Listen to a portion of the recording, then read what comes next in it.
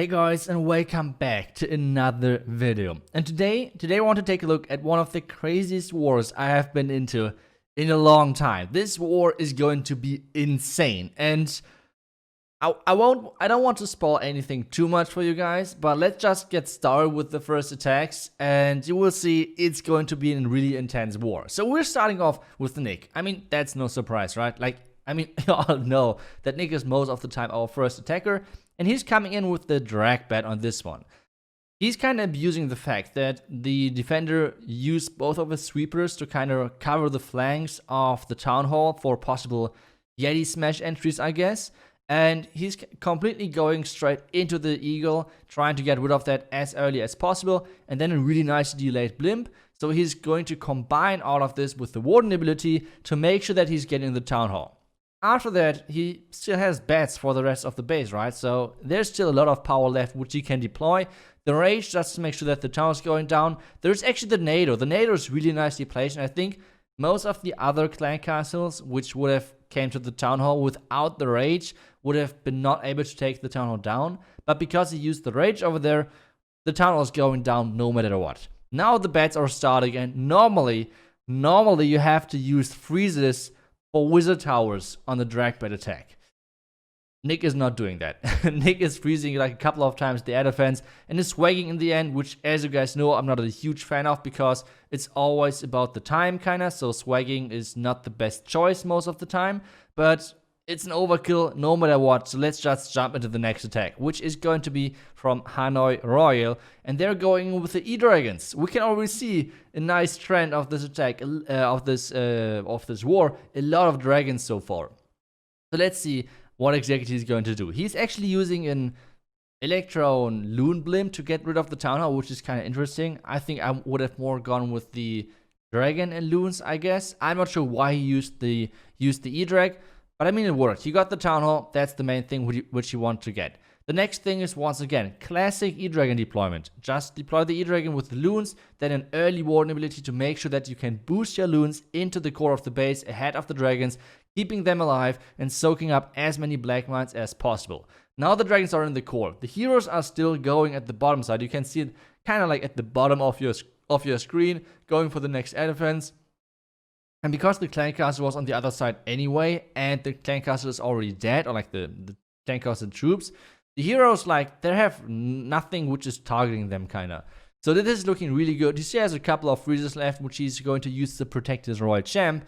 And, well, now he's just, like, trying to push through all of this with the royal champ. Once again, another attacker who is not using his spells because he could have kept the royal champ alive, I'm pretty sure, with those two freezes for the ground expo and for the cannon, for example. But instead, he's choosing to swag them. Once again, I'm not a huge fan of this. In my opinion, it's just showing that you're not that clever because it's, once again, time which is ticking down. So, yeah, he could have kept the royal champ alive, I think, which most likely would have killed the top defenses because now, yeah, those E-Dragons are not that quick when it comes down about clearing out trash buildings, especially if they are like 2 tiles apart. So that's not really the quickest thing which they can do.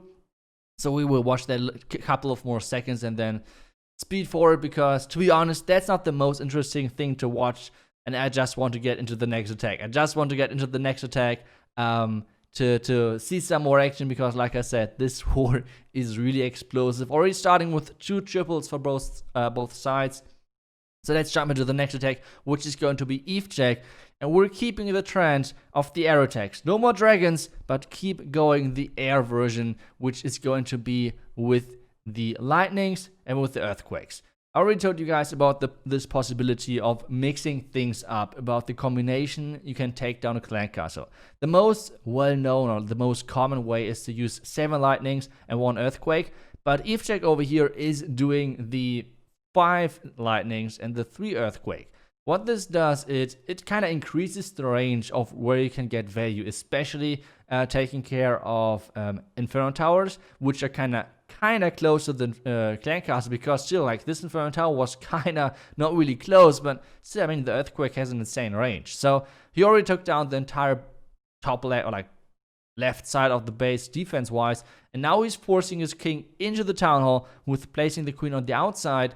and this is already looking really, really good for him. Town Hall should get taken down by the king and by the queen, obviously, as well. He has to use the queen ability really soon because, or like had to use it because of the Inferno Tower. And now the king is even still tanking the bottom or like the inside defenses, for example, the scatter and so on. Now the lalo is starting, and there's not too much base left, to be honest. And let's see how good this is going to go for him. He has the slammer left, by the way, to deploy. So now the lalo is getting in. He's using it nicely. That's something which I really like about players which are doing lalo. For example, I see this many times with Klaus or with Stars, is that they're using their haste spells not only for the loons, but as well they're trying to angle the headhunters, that those are getting really, they're getting speeded or like boosted into the base, which is really nicely done. So Evejack is doing exactly that. And I mean, you see, had the slammer left at the top side. The slammer is now finally opening to release the dragon to kill the enemy royal champ, but this base is dusted. So really nice job over here.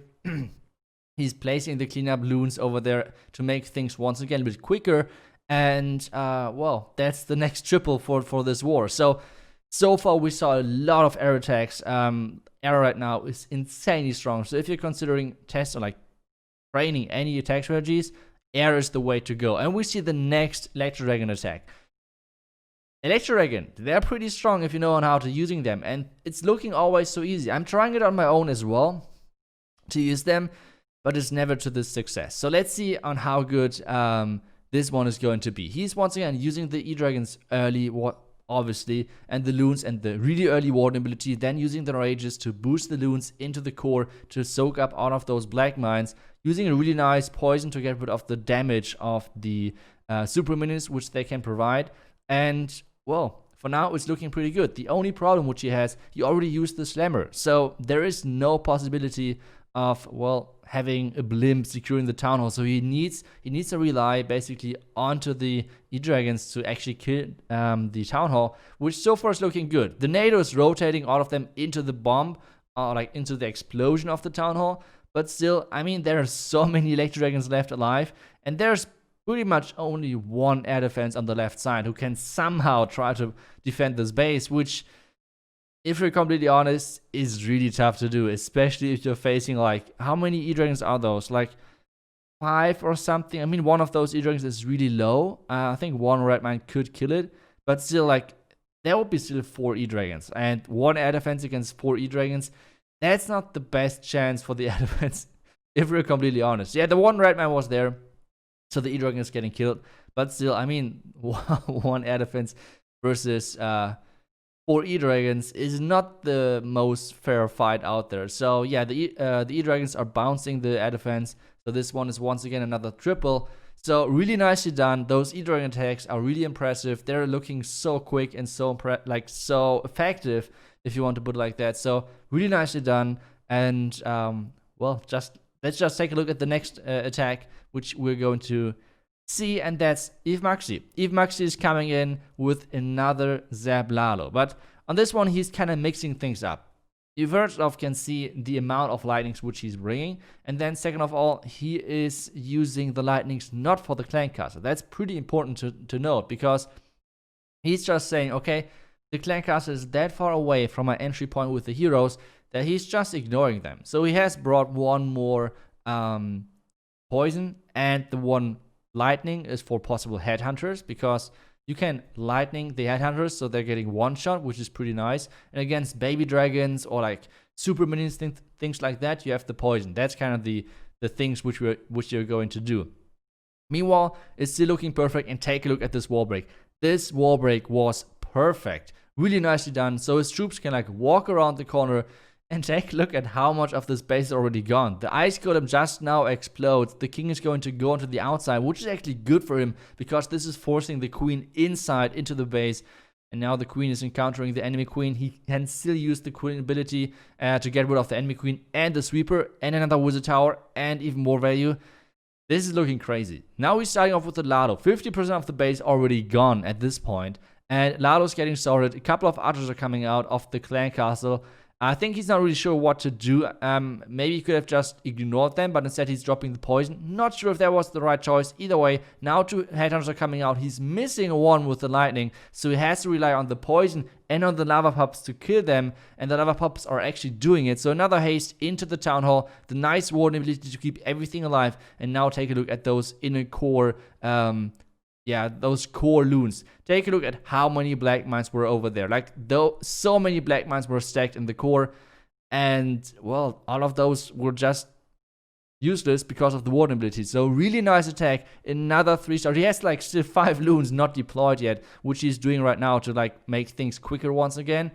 But that's another impressive overkill in this war. This war is crazy. I told you guys, it's going wild. So let's take a look at the next attack, and the next one is going to be even more crazier. Like, I would consider right now Queen Charge Lalo as one of the hardest attack strategies in the game. Maybe even the hardest, because considering how hard Queen Charges are right now, like how easy you can mess up things. But at the same time, I think this strategy is really close up there as well. The reason for this is why this strategy is so much harder to do than, for example, Zap Lalo, is on Zap Lalo, you're spending most of your spells in the beginning to get rid of a part of the base, and then you're kind of increasing the stat zone basically with your heroes. That's what you're normally doing with a Zap Lalo. But with this strategy, you have way more spells, which means you have to do way more things during the attack. And this being said, you have to keep an overview of where to place which spells. It's way harder, because on a Zap Lalo, you have 3 hastes and 2 freezes. That's it. On this one, you can see that you have 2 skeletons, 1 freeze, 2 rages, 2 hastes. So way more things to keep track of overall. So this attack is crazy hard to execute. So let's see if it can somehow work. He's luring out the tornado trap early, and this slammer is crazy. He's tanking like non-stop the scatter shot, which is awesome value. And now take a look at this timing of the warden ability. Perfect timing over there, really nicely done. Now the skeleton spells for the enemy 2 heroes. The headhunter is killing all of the enemy heroes, like the queen and the royal champ. And there's no base left once again.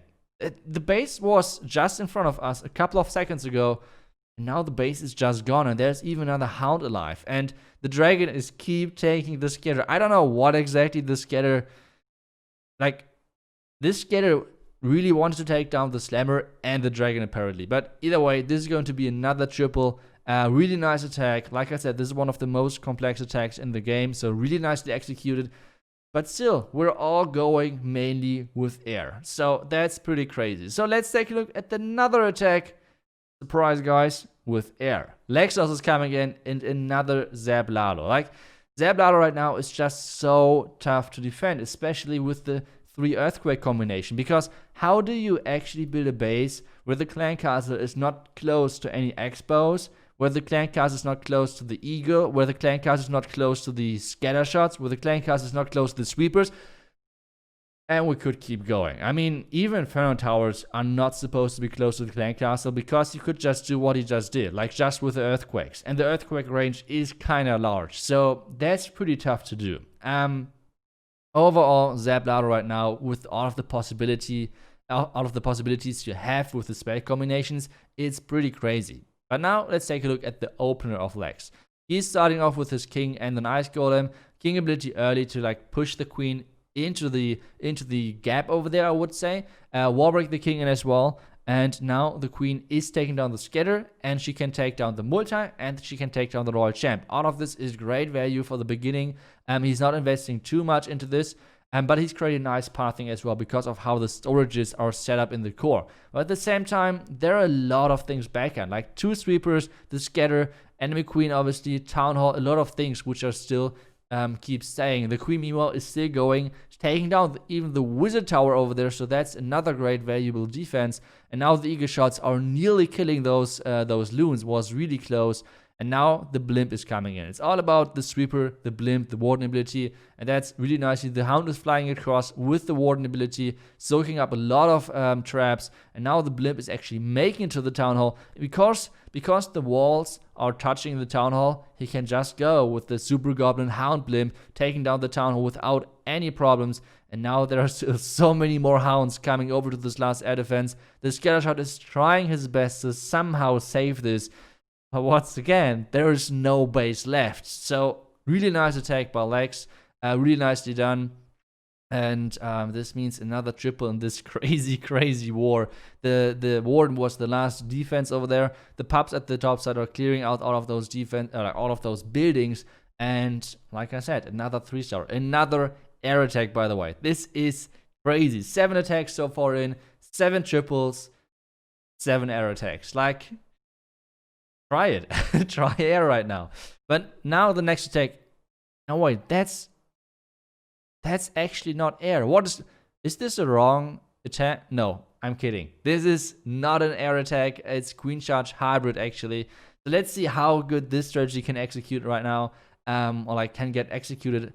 And well, he already found the Tesla farm, which I think was not really planned by him, but still he's reacting perfectly. So really nicely done by Tuatran. He really did the funnel nicely. Queen is now stepping in, so that's looking good. A couple of Cocodoons, and the Cocodoon just missed the Black Mine over there. That's really unfortunate, which means he's right now battling only with 4 healers. But now, that's the one thing which I want to highlight as well, is how you deal with those super minion clan castles. Especially, I'm struggling a lot against them in Legend, but this is actually the perfect one how to deal with them. You have to be really quick. But normally what you try to do is you want to poison the super minions and freeze the headhunters and the super minions in the poison. That's killing the headhunters right away, and it's making that the super minions are getting maybe 1 or maybe 2 shots out there. Like, this is the perfect way on how to deal with that clan cast. So really nicely done over there. The Queen is actually going now onto the outside, so perfect pathing for him. Meanwhile, still the King on the right side, still left alive, still with his ability, and now the hybrid is kind of pushing through the core. He already invested in early heal. Not sure if that was actually needed, but still, now the heal is really nicely placed to keep everything alive, getting into the scatter. He's using all of his spells to get through this kind of like really intense damage zone quickly, with all of his miners coming in from the top side. And the Royal Champ is still alive. The King at the bottom side is still alive. The Queen is still alive. There's just so much power left, and this is looking like another 3-star in this match. And this is crazy. What is going on? Like, both teams cannot fail. it's looking crazy. So both teams have 1 attacker left, and I'm one of them.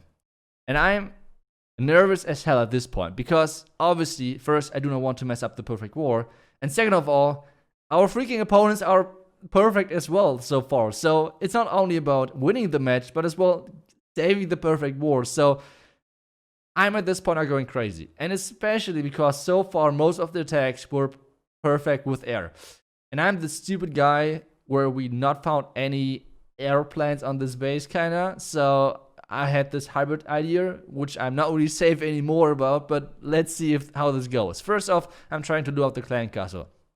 Obviously, I have one of those clan castles where the guy is using like a mass headhunter, or like what is like a mass goblin archer, super minions. You see, like one of those really stupid things. And now the next thing is coming in, which is I cannot deal with this clan castle. It's so stupid. Like, I used the freeze over there, but instead I should have used the poison for the headhunters, for the archers, etc., and the freeze for the super minions. But instead I mixed things up. I completely messed this up, so I had to force my queen ability. But guys, it's now 13. Who needs queen abilities? I'm kidding. Let's see how good we can actually do this.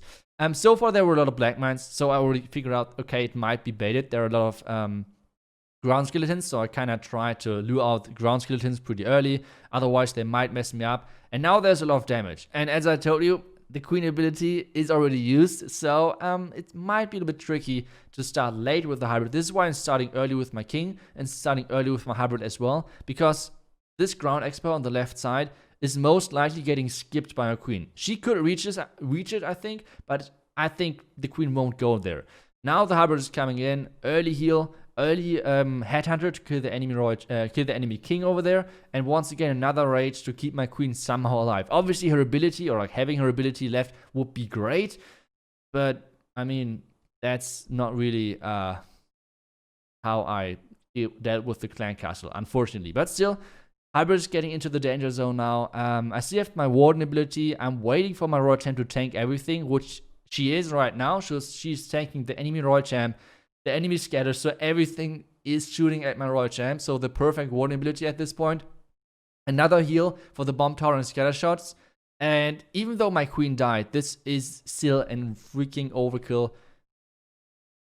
And yes, I mean, I was joking in the beginning with like who needs queen ability in Tunnel 13 anymore, but apparently not. I don't know, like the attack went really well for me. It's still, like I said, crazy overkill.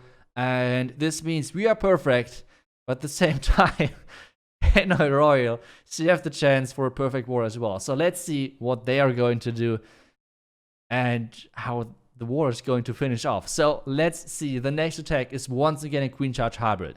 And as we learned in this war, it's all about how quick you can triple. It's not about can you triple the base. It's all about can you triple the base quickly. That's kind of what it is. And well, he's using a nice Yeti over there to funnel. One thing which is really underestimated, I think, are those Yeti funnels. I see so many people still are always opting into the baby dragon, which in my opinion is not always the right choice. Sometimes it's better, but not always.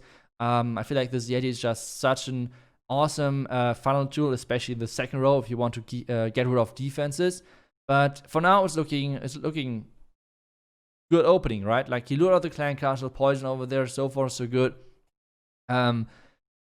Couple of minutes already in, or like couple of seconds, not sure. And well, he already used a couple of troops on the right side to funnel his siege barracks later on. He's actually using the siege barracks into the range of defenses, so this barracks is getting shot by the cannon, for example, which means the Hawk Riders are coming out earlier, which I think for him is okay, because now he's combining the Hawk Riders of the siege barracks with the hybrid already early on. So it's not like the Hawk Riders from the siege barracks are coming later into the hybrid, it's early on. And now the Warden is like staying behind a little bit. He has to use a really nice early here, which he did nicely, like really good reaction time over there. Now the king on the outside getting rid of the next bomb tower, so far looks great. Now the Warden ability, queen ability, and the rage at the same time, which is not perfect, but still it should work. The two ground skeletons in front of the town hall are not doing anything to the queen. She can still deal with all of this. And take a look at this headhunter. Headhunters are so underestimated and so actually important to hybrid attacks, especially. So if you're good with those headhunters, this could actually change a lot of your in your attack. So really nicely done, the timing over there. And this attack is once again looking crazy good, even though this freeze was really late. But still, there's not much left standing. The Royal Champ still has no ability, is using it now. The queen is still tanking the ground expo. And that's it. That's another triple in this match. And this means, you guys know it already, but this means perfect war in this match. And this is, I think, the record, at least in those pro matches, when it not comes down to 2 attacks, but where both teams have just 1 attack. I think that's one of the first times where I see a double perfect in Clash of Clans esports, kinda. At least like at a decent level, because this was the Champions World League, like a part of this tournament. And one thing where I have to like now state my criticism, because this is perfect.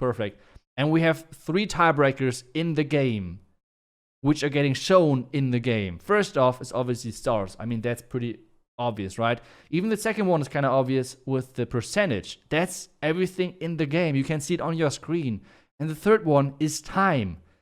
It's on your screen. It's in the game. It's 3 tiebreakers there. And the admins decided to like that we have to redo the match. So one of like a really stupid decision in my opinion, because there are 3 like in front of you. Take a look. There, like even the war stats. There it is. Take a look at this. I don't get it. Like it's 3 tiebreakers in the game. The game is using those stats, and I mean I don't know. Like either way, we have to redo this match. Let's see. Let's hope that's going to be once again perfect. So the admins are going crazy. That would be kind of funny. But either way, GG's to Hanoi Royal. What a crazy match. GG's to you guys. You are crazy. And, well, let's see how good the next match is going to be against them. It's going to be fun. I think it's on Tuesday or something. So let's see. But, yeah, I hope you guys enjoyed today's video. I'm super excited now to watch Clash Wars, because I think those base builders have to go crazy. The current meta is just, I mean, fun to watch, I have to say. Like, seeing all of those triples, even during the match, was kind of fun.